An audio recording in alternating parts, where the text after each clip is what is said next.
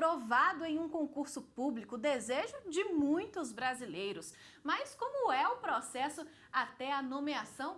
O convidado de hoje do programa Saiba Mais é o advogado Antônio Rodrigo Machado. Seja bem-vindo.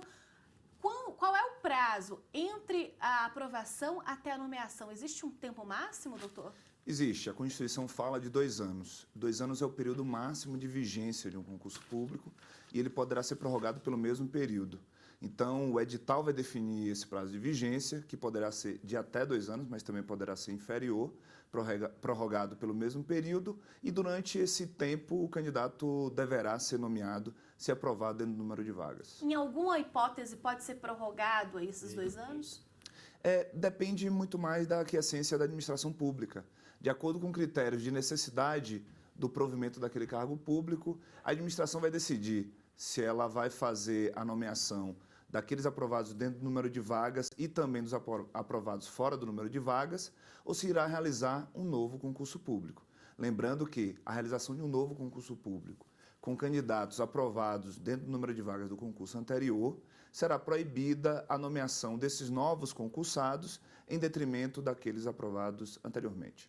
No caso de quando a pessoa é aprovada no concurso público, ela sempre tem essa dúvida: um diploma de nível superior pode servir para comprovar o ensino médio? O concurso público é muito importante, Evelyn, a gente tentar fazer uma análise sobre a natureza jurídica disso. O concurso público ele não é um fim em si mesmo, né? O concurso público ele servirá para que um cidadão possa preencher a vaga dentro de um cargo público para prestar o melhor serviço público possível. Dentro inclusive do princípio da eficiência dos atos administrativos, o melhor candidato deverá ser nomeado dentro daquele cargo público.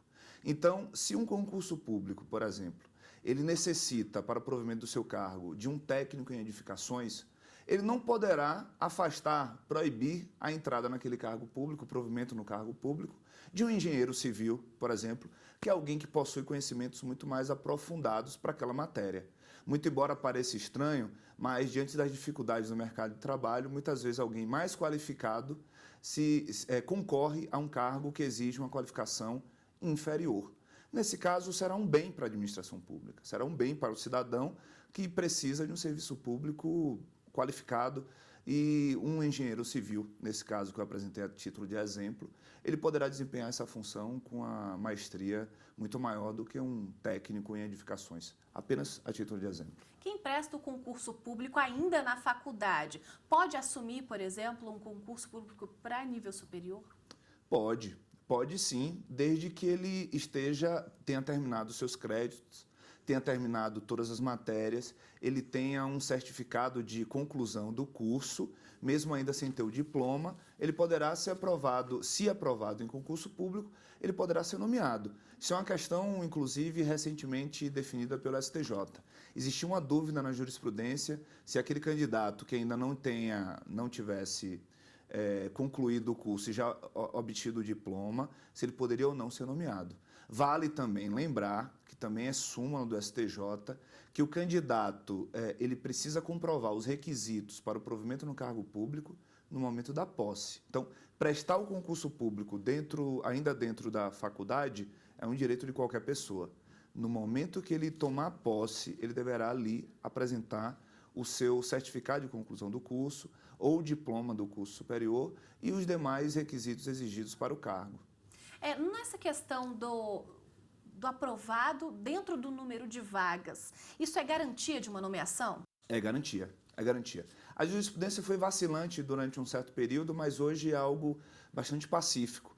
Aquele candidato que for aprovado dentro do número de vagas, ele deverá ser nomeado até o fim da vigência do concurso público. Eu acho que é importante a gente definir aqui 3 critérios de quem tem direito à nomeação. O primeiro deles é do aprovado dentro do número de vagas. O segundo é daquele que foi ultrapassado na sua ordem classificatória. Então, vamos supor, ainda que ele não tenha sido aprovado dentro do número de vagas, se um outro cidadão que foi aprovado numa ordem inferior à dele, mesmo fora do número de vagas, ele passa a ter o direito a ser nomeado. A terceira hipótese de direito adquirido à nomeação é no caso de comprovação da necessidade de provimento daquele cargo. Como é que isso se dá?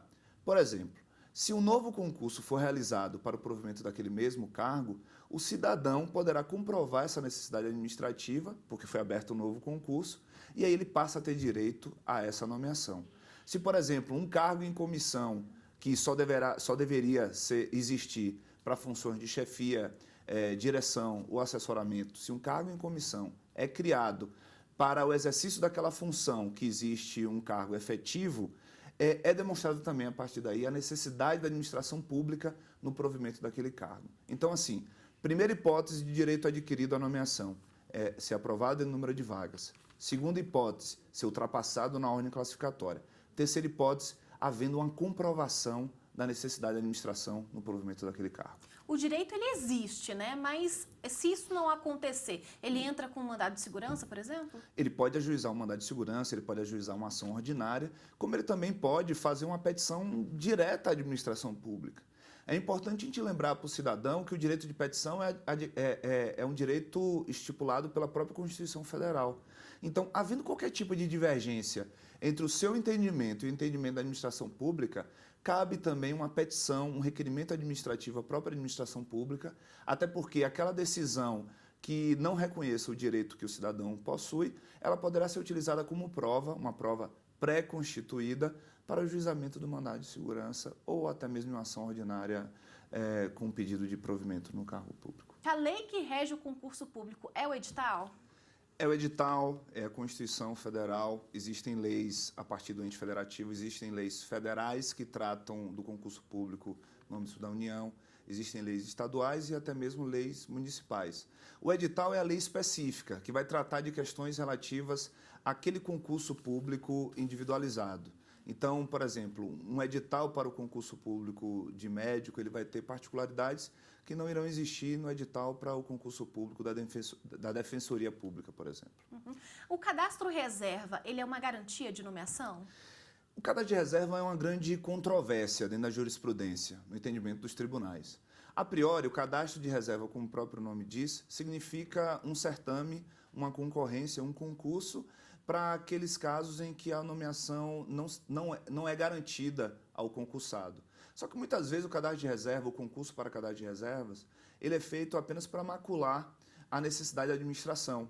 Então, a administração, querendo ter aqui a essência de nomear o candidato ao seu bel prazer, ou até mesmo não fazer a nomeação, se utiliza de um concurso público para cadastro de reserva. Isso pode ser combatido via judicial, desde que comprovado que existiam vagas e o concurso público para cadastro de reservas foi, na verdade, uma fraude cometida por um governo, especificamente falando. É preciso estar em dia com a Justiça Eleitoral? É importante estar em dia com a Justiça Eleitoral, estar em gozo pleno dos seus direitos políticos, né? Inclusive, estar apto a votar e, para isso, ele precisa estar em dia, sim, com o pagamento de multas, com a votação, porque o voto no Brasil é obrigatório, e não votar significa uma infração no âmbito do direito eleitoral. Quais são as obrigações, né? O candidato, ele tem algumas obrigações a serem cumpridas, além da justiça eleitoral. O que ele precisa estar em dia ali, então, para ser nomeado para um concurso público? Ele precisa ter nacionalidade brasileira, ele precisa preencher os requisitos específicos definidos no edital, ele precisa ter mais de 18 anos, ele precisa estar em gozo dos seus direitos políticos.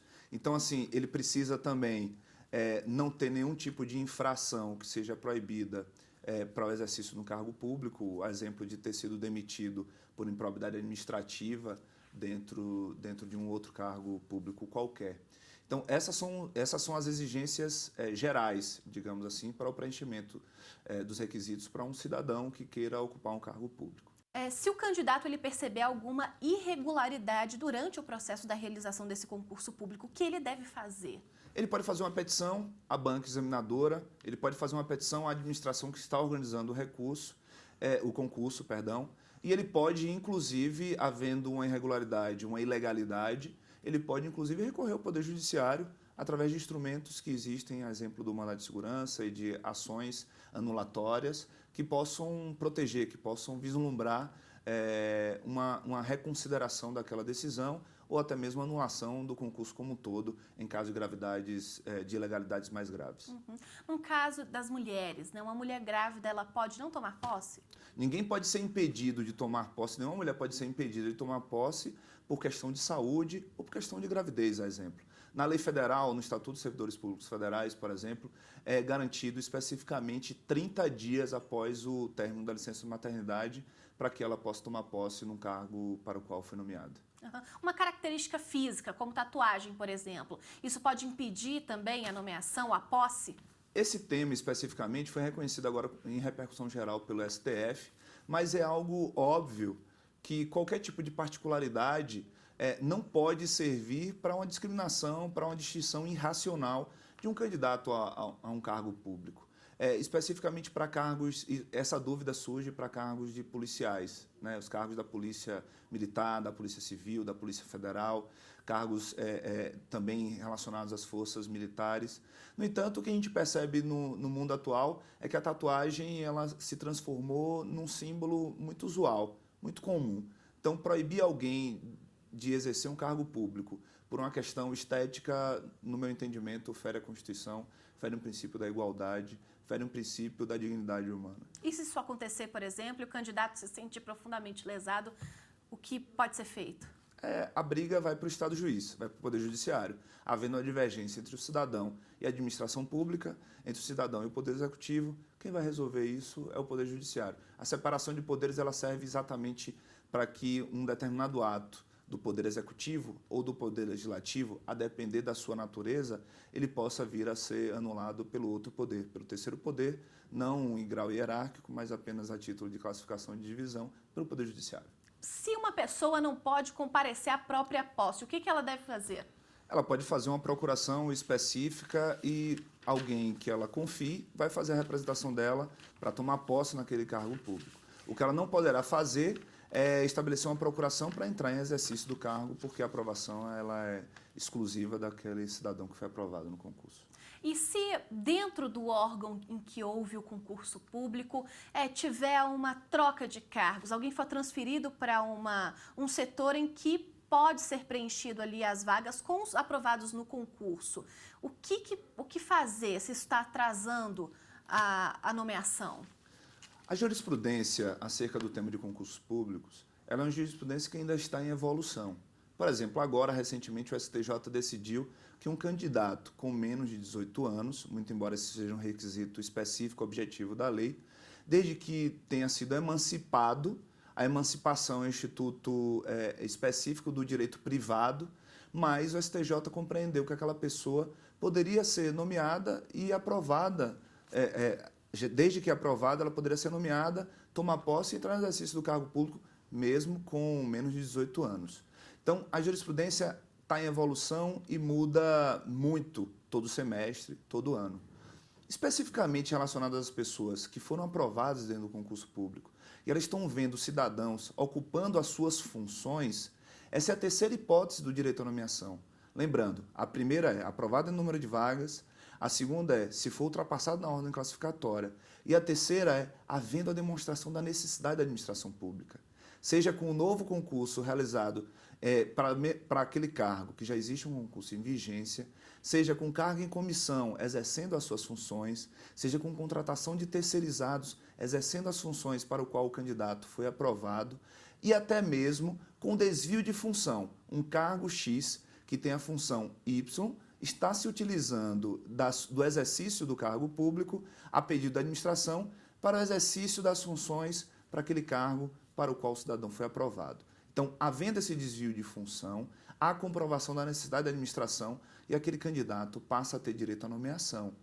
Isso poderá surgir a partir de um grande litígio judicial, em que o cidadão poderá ajuizar um mandado de segurança, o cidadão poderá ajuizar uma ação ordinária, que nesse caso específico seria o mais indicado, para que ele possa fazer a colheita de provas, para que ele possa demonstrar perante a instrução probatória de que há aquela necessidade da administração e ele deverá ser nomeado. Então, é muito importante que o cidadão que se viu aprovado no concurso público, mas está enxergando uma irregularidade por parte da administração pública, busque um advogado e esse advogado irá mover todos os meios judiciais cabíveis para que aquela pessoa tenha o seu direito é respeitado por parte da administração pública através de um provimento jurisdicional, através de uma decisão judicial. Como funciona o processo de abandono do cargo público?